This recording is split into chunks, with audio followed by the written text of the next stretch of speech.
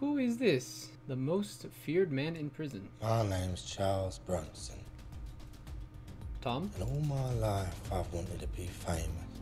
Charles Bronson is one of the most terrifying men to have ever walked this earth. Many tried and failed to control him, and the prison system was in no way equipped to deal with his violent mannerisms. Let's take a look at what may have led to this point. Charles Bronson, originally called Michael Gordon Peterson, was born on the 6th of December 1952 in Luton, Bedfordshire. Unlike many dangerous criminals, Bronson actually came from a stable home. His father ran a conservative club, which was a gentleman's club for Britain's upper class, and his mother appeared to be relatively normal. Bronson wasn't a bad kid at all. In fact, his relatives claim that he was a very well-behaved child who was gentle and kind to others. You can say he was everyone's dream child. It appears that the trouble began during his teenage years after his family moved to Ellesmere Port, Cheshire. At the age of 13, he was allegedly part of a gang which would go around stealing and creating chaos. The gentle, kind boy somehow disappeared, and his replacement was quick to fight and skip school, a place he had grown to hate. He eventually dropped out of school and returned to his hometown, where he managed to find a job at Tesco. But within 2 weeks, he was fired for attacking his manager. After that, he had several other jobs. Is someone like mowing their yard? What time is it? Oh shit, it's 4:30. I was gonna say, yo, it's Monday and somebody's like mowing their yard right now, but it's 4:30. Motherfuckers probably just had a, you know, they're trying to relieve the workday or some shit. But these were all short-lived. The situation that led to his first imprisonment is quite insane. Get this, he had an argument with his girlfriend's father, and after that he was so enraged that he went outside and smashed several parked cars. Imagine if you just went to the store to buy some oranges, and when you came out, you found your windscreen smashed because someone had a disagreement with someone else. I'd be pretty mad. That sounds like anyway, some after this trial, he was given a fine and put on probation. I'm not sure whether the car owners received any compensation though. Later on, Bronson managed to find a new job, this time as a furniture remover. However, he'd continually get into fights and was constantly involved in petty crimes. Then, eventually, not so petty crimes. It looks like, so this guy, it looks like they have a movie about this guy with Tom Hardy. This would be interesting to watch. Yo, Tom Hardy's an absolute beast. Keep in mind that Bronson was still a teenager at this point. His next major incident involved crashing a stolen lorry into a car. This caused him to receive more fines and probation, which did nothing to change his behavior, because at 19, he was convicted for playing a huge role in a smash-and-grab raid. He met his future wife in 1971. Her name was Irene Kelsey, and she was totally enraptured by him. When questioned about her interest in him, she said he was so different from any other boys I knew. He always wore tailored suits, had perfectly groomed sideburns, and a Cockney accent. So fellas, if you don't know how to get the girls, wear some suits and work on that accent. The couple had a son in 19... Wait, accent in suit? What about the sideburns? Didn't she say...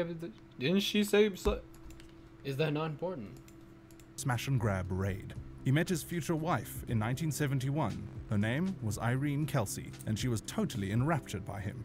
When questioned about her interest in him, she said he was so different from any other boys I knew. He always wore tailored suits, had perfectly groomed sideburns, and a Cockney accent. So fellas, if you don't know how to get the girls, wear some suits and work on that accent. The couple had a son in 1972. But he forgot the sideburns. Bro, he's leaving out the key. That could be the component that the millions of people, 3.4 million people have seen this video, and they may have missed out on the sideburns because of that moment. Bro, not me. Keep that. Divorced 5 years later. When Bronson was 22, he was involved in 22? an armed robbery and was sent to Walton. And look like that. Bro looks like a tiny he looks like a tiny Street Fighter guy, a Zangief or Zagifi. Some guy. In jail for 7 years. While he was there, he had to be sent to the punishment block for attacking 2 prisoners for no apparent reason.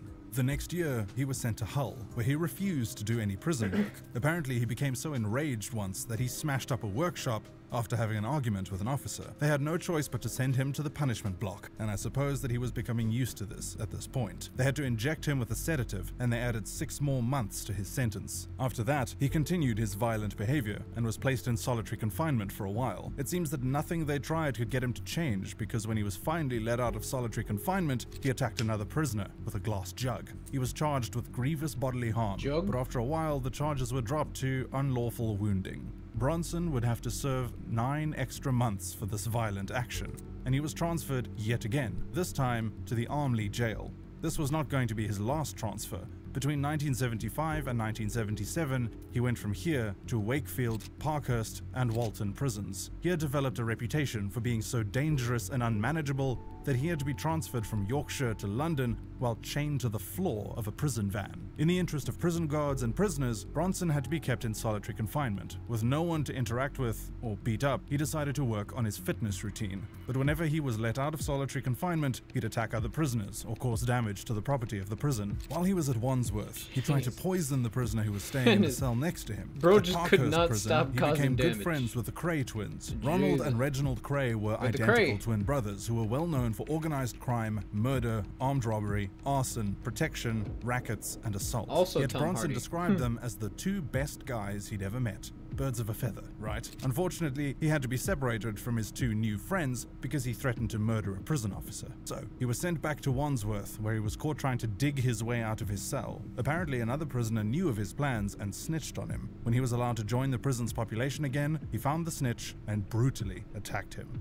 At this point, there was nowhere else to transfer him, and the only institution which was willing to take him was the psychiatric wing at Parkhurst. He was transferred back to prison on the Isle of Wight, where he was charged for grievous bodily harm again. What did he do this time? He attacked a prisoner with a jam jar. There's just something about this guy and glass objects, I suppose. Afterwards, Right. he attempted to commit Another suicide jar. and attacked another officer. The result was another Or transfer. last time it was a In joke, 1978, actually. he was sent to Broadmoor, a high-security psychiatric hospital. I suppose they couldn't handle him there either, because he was quickly transferred to Rampton Secure Hospital. Bronson took it upon himself to strangle John White, a murderer and child rapist. His attempt was unsuccessful and caused him to be sent back to Broadmoor, where he was able to reconnect with one of the Cray twins. Perhaps irritated by his unsuccessful strangulation attempt at Broadmoor, he attempted again, but this time with a silk tie. Unfortunately for him, fate was on Gordon Robertson's side, because the silk tie tore and prevented him from dying. This second failed attempt caused Bronson to become depressed. A few years later, he managed to escape to the top of Broadmoor, where he staged a rooftop protest. He tore off the roof tiles in a rage. He did this a second time, and this resulted in £250,000 Man was ripping off the roof! Eventually convinced him to stop. Bronson appeared to calm down a bit, and he focused on the arts. He wrote poems, stories, and even drew cartoons. This caused him to receive a few prison awards, and probably caused the guards to heave a huge sigh of relief. You know, maybe it was finally over.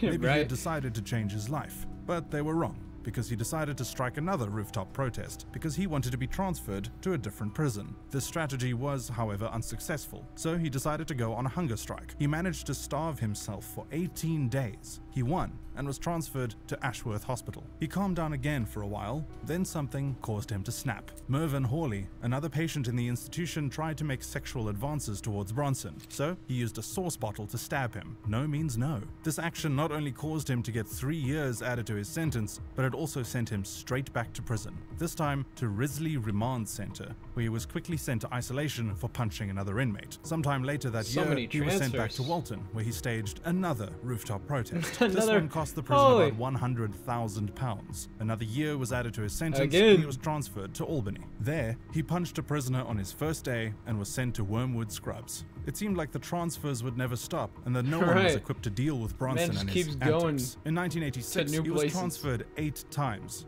He went from Winchester back to Wormwood Scrubs, where he strangled the governor, to Gartree. So, what did he do when he was finally free? After finishing his sentence, he was released from Gartree and almost immediately purchased a water pistol and used it to scare a stranger into driving him to Luton. He engaged in illegal bare-knuckle boxing for a while and then changed his name Boxing. from Michael Peterson to Charles Bronson. On New Year's Day in 1988, he robbed a jewelry shop and kept a ring to surprise his girlfriend Alison. How romantic. A few days later, he was arrested during a morning jog and was sent back to Leicester Prison. He had a strong defense because the witnesses were terrified to testify against him. Unfortunately for him, the love of his life retracted her initial testimony, and Bronson no longer had an alibi. He was transferred to Brixton and placed in a very She secure retracted. unit. In June of 1988, he pleaded man. guilty and was given 7 years. He continued his usual activities, punching prisoners and attacking officers, and the transfers were numerous. At one point, he befriended some rodents which invaded his cell. At another prison, he ran riot with no clothes on while holding a spear he made out of a broken bottle and a broom handle. One What the day, he fuck? received a taste of his own medicine when 2 prisoners stabbed him in his back.